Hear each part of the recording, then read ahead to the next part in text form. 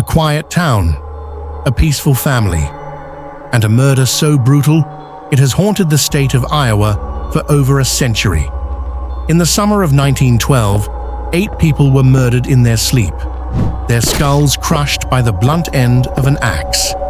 To this day, no one knows who did it, but many claim the house is still occupied by something. This is the true story of the Villisca Axe Murders.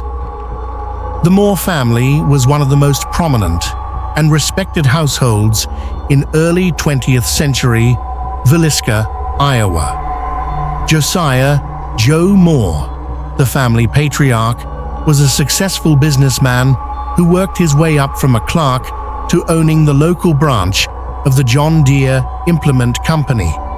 Known for his sharp business sense and dedication, Joe had previously worked for a rival firm owned by Frank F. Jones, but later branched out on his own, becoming both admired and envied in the tight-knit town.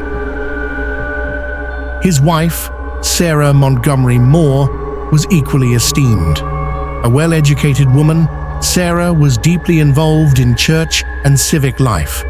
She was a leader in the Presbyterian Church and an organizer of Sunday school programs, women's gatherings, and youth events. She was known for her kindness, quiet strength, and devotion to her family. Together, they had 4 children: Herman, 11, Catherine, 10, Boyd, 7, and Paul, 5. The Moore children were active in school and church, often seen riding their bikes around town or helping their parents with chores.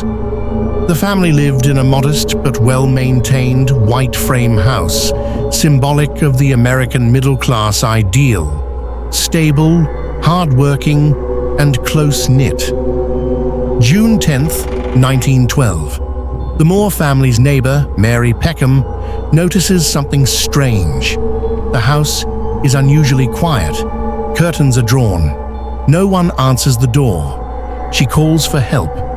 What follows is one of the most horrific crime scene discoveries in American history. Inside the Moore home, every single member of the household, Josiah and Sarah Moore, their 4 children, and 2 overnight guests, are found bludgeoned to death with an axe. The killer covered mirrors and windows, and even draped clothes over the victims' faces. A slab of raw bacon was found on the floor. The murder weapon, Josiah's own axe, was left in the guest room. If you're finding this story as chilling as we are, take a moment to hit the like button. And if you're drawn to real horror stories, unsolved crimes, and the eerie unknown, consider subscribing. We uncover the dark corners of the world, one true story at a time. The investigation into the Villisca Axe Murders of 1912 quickly became one of the most sensational and perplexing cases in American history. Authorities were stunned by the brutality. 8 victims bludgeoned in their sleep, with no signs of forced entry. The killer had covered mirrors and the victims' faces, hinting at a possible ritualistic or psychological motive. Over time, several suspects emerged. One of the most prominent was Reverend George Kelly, a traveling preacher with a history of mental illness and disturbing behavior. He had attended the church service where the victims were last seen alive and allegedly confessed to the murders, only to later recant. Kelly was tried twice. The first trial ended in a hung jury, and the second resulted in an acquittal. Another suspect was Frank F. Jones, a local businessman and state senator. Rumors suggested he had a grudge against Josiah Moore, stemming from business and personal rivalries. Some believed Jones hired a hitman, William Blackie Mansfield, to carry out the killings. Despite years of investigation, no one was ever convicted.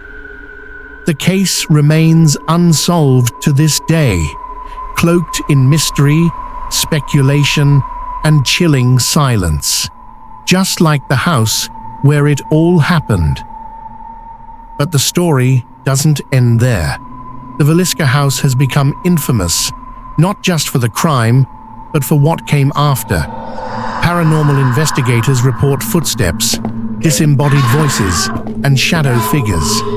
Visitors have left the house with unexplained bruises, nausea, or an overwhelming sense of dread. Some even claim to hear children crying or doors slamming shut on their own. One chilling EVP captured a voice whispering, "I killed 6. Is it the spirits of the Moore family or something darker?" How does a killer wipe out 8 people, some in the same bed, without waking the others? Why were the faces covered? And why was food laid out in the kitchen, untouched? Was this the work of someone insane, or a ritualistic act with meaning we've yet to understand?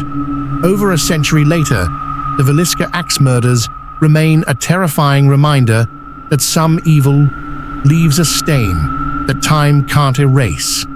Enjoying the darkness so far? Make sure to like, subscribe, and hit the notification bell.